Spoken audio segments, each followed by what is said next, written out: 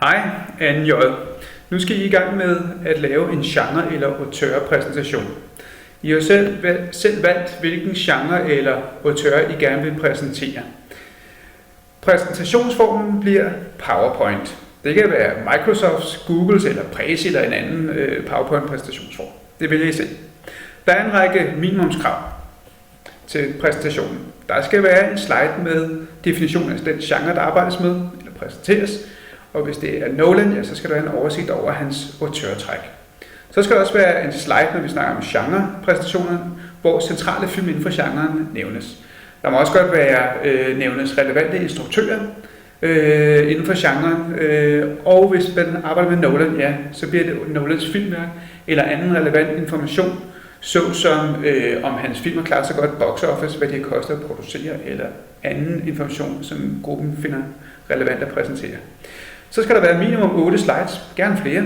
Der skal være billeder, som illustrerer jeres gode pointer i præsentationen. Screenshots fra film, det kan være trailers, altså videoeksempler også. Og figurer måske, hvis det er det, der kan være en relevant information. Til sidst, når I har lavet jeres PowerPoint, så skal der også være en slide med en lille quiz.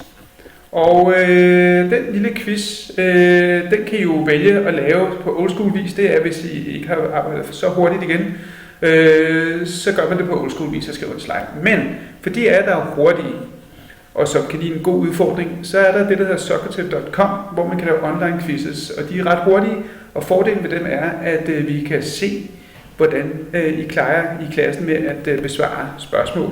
Quizzen går selvfølgelig på det indhold, man har formidlet.